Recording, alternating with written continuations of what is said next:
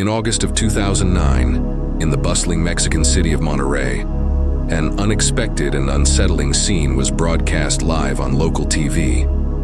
A young woman, barefoot and disheveled, stood outside a luxury hotel, frantically yelling at the cameras, the police, and anyone who would listen. Her name was Gabriela Rico Jiménez. At least that's what the reports claimed. And what she shouted that day would spark rumors, conspiracies, and a mystery that, over a decade later, remains unsolved. She named billionaires and politicians, including Carlos Slim, one of the richest men on earth, and Juan Camilo Mourinho, Mexico's former Secretary of the Interior who had died in a plane crash just months earlier. She screamed about cannibalism, secret underground tunnels, and satanic rituals. And then, just as quickly as she appeared, she was gone. ¡Mataron a mucha gente! ¡Fuera esa casa de humanos! ¡Lárgate! ¡Comieron humanos! ¡Asquerosidad! ¡Comieron humanos! Yo no estaba enterada de nada. Que había, o sea, de los asesinatos sí, pero que habían comido humanos. ¡Humanos! ¡Fuera la carne humana! ¡Me llevan! A mí no me llevan hasta que esto no se aclare. A mí no me llevan. Ustedes me tuvieron ahí. Fueron a sacar una copia para que me internaran. No, suéltame. Suéltame. Gabriela Rico Jiménez became a woman whose name has become a ghost story on the internet. If you try to trace what happened to her, you'll find something deeply unsettling. There's almost nothing there.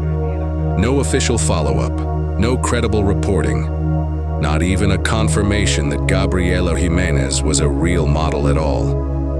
Just one piece of raw footage that keeps circulating, feeding conspiracies that blur the line between a mental breakdown and a glimpse behind a forbidden curtain. So who was Gabriela Jiménez really? And did she know something she wasn't supposed to? Or was this just a tragic case of untreated psychosis that got twisted into a viral urban legend? The only information we have is that she's clearly distressed. She says things like how she just wants her freedom, that Mourinho shouldn't have died the way he did, that his children deserve to have their parents, and those responsible should face the maximum prison sentence. But within that chaos, there are flashes of terrifying consistency. They ate a person. They eat people. Carlos Slim is involved. She tries to push past the police. She begs them to let her go. And then she's taken away. That footage would later surface on YouTube and fringe conspiracy sites. And from there, it became the only thing people had to cling to when they asked, what happened to her? Most versions of the story say Gabriela was a model.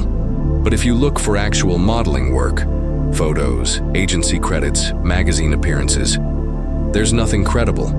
No portfolio, no signed agency record, no legitimate news profile that ever backed up the claim. So was she really a model? Or was that just a detail invented to make the story more dramatic? We don't know. After that day, there's no official paper trail. Some people online claim that Gabriela was taken by the police and transferred to a psychiatric hospital run by the state's Child Protection Agency, DIF. Supposedly, she was kept there indefinitely. But there's no medical record. No statement from her family, no credible interview with anyone who can confirm it.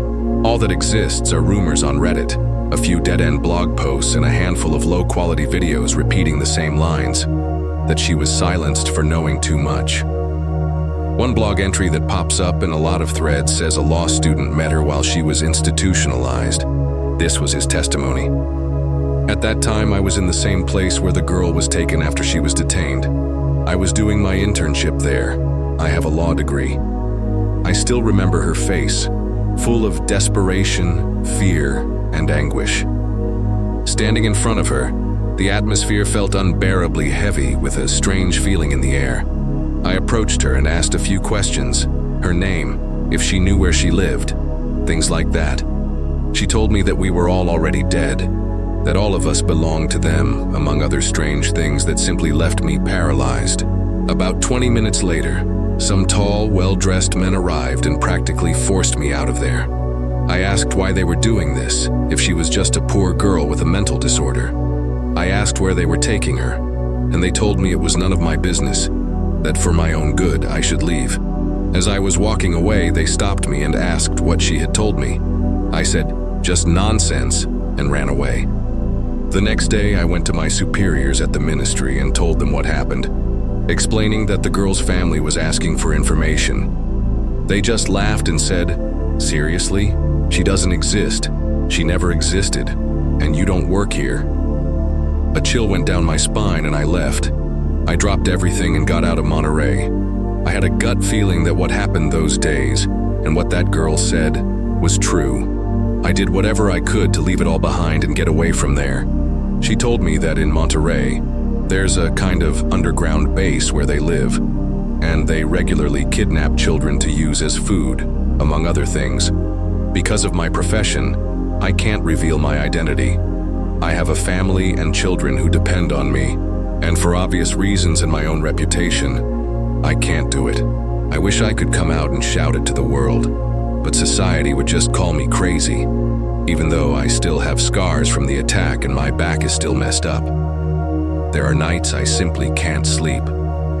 I get that same feeling, the same feeling I had when I saw them for the first time. It's like a premonition. Thank you for not judging me as crazy for telling you this. Only I and the few who were there with me at that moment know what really happened. Those were monsters. At least the one who attacked me was a monster. If I had been alone, I would have died. Ever since a certain drawing landed in my hands, I knew. It's exactly the kind of story that conspiracy theorists devour. The idea that somewhere beneath the surface, unimaginable evil is happening, and the moment someone talks, they disappear. But if you look for hard evidence, an arrest report, hospital admission, a statement from Monterrey police, an investigative article in any reputable Mexican newspaper, you hit a brick wall. Doesn't exist. There's no official proof that Gabriela Rico Jiménez even existed outside that one viral moment. It's tempting to take this gap and fill it with the darkest possible answer. Some people believe she uncovered a horrifying truth, that the rich and powerful in Mexico or beyond are part of cannibalistic cults, and that Gabriela was either a victim or an insider who tried to blow the whistle. The footage certainly feeds that belief. Her fear is real, her words are frantic but coherent enough to sound like a confession. But there's another possibility, the more mundane, more tragic one, that Gabriela was suffering a severe mental health crisis. Schizophrenia often emerges in young adulthood. Delusions of being hunted, of powerful conspiracies, of body horror and cannibalism. These are textbook symptoms of untreated psychotic breaks. If Gabriela was genuinely in crisis, she would have needed urgent psychiatric care. Maybe she got it. Maybe she didn't. But here's the uncomfortable truth. In Mexico, especially in 2009, the mental health system was deeply underfunded. People who couldn't pay for private care often ended up in overcrowded, under-resourced institutions or on the streets. If Gabriela did go to a facility, it's not unthinkable that her records would never surface online. And if she didn't have family willing or able to speak up for her, she could easily vanish from the public eye entirely. So where does that leave us? Was Gabriela Rico Jiménez a victim of a vast conspiracy? Or was she a young woman failed by her country's mental health system, turned into an urban legend by the internet? The truth is, no credible source has ever confirmed the more outlandish claims. No journalist has published proof of underground tunnels in Monterrey. No one has produced a shred of evidence linking Carlos Slim or any Mexican elite to human sacrifice or cannibalism. What does exist, though, is that clip, real and chilling. A desperate woman saying horrifying things on live TV. And the reality is, we may never know whether her words were the truth, a delusion, or some tragic combination of both. If you dig deep enough into fringe corners of the internet, you'll find people who insist they know the real story. They'll tell you she's still alive, still locked away, still silenced. They'll claim they've seen leaked documents, but none of it ever holds up when you ask for proof. Just layers and layers of rumor. Maybe the most unsettling part isn't that Gabriela's story might be a hoax. Maybe it's that it might be true, and no one cared enough to find out. Or maybe the real horror is that a young woman in obvious distress was turned into a ghost story instead of getting help. These days, her name pops up every few years on Reddit threads and YouTube deep dives, usually alongside topics like the Illuminati, or Pizzagate, or adrenochrome. Her face, wild-eyed, crying, cornered by police, is frozen forever in that moment. We don't know what happened to her. We don't even know if Gabriela Rico Jiménez was her real name. In the end, this story sits in that uncomfortable place where mystery lives. A single real moment surrounded by silence and speculation. And maybe that's why it sticks with people. Because deep down, we all want the world to make sense. We want the monsters to be exposed or the ghost story to have an ending. But sometimes, the scariest thing is when the truth is lost, or never there at all. So the next time you see a grainy clip of a woman screaming about things too awful to believe, ask yourself, is this what madness looks like? Or is this what it looks like when someone tells the truth that nobody wants to hear?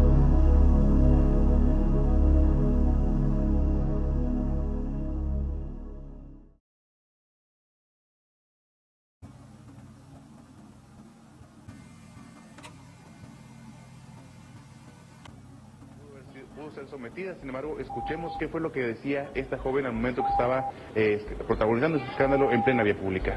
Adelante. Quería mi libertad. Monterrey me libertó, pero con mucho trabajo. Duró 1 año y 4 meses en la Ciudad de México. Todo esto empezó a mediados del 2001, casi no recuerdo. No poderosas, sino potentes. Las mataron. También como iba tocando puerta por puerta. Yo lo que quería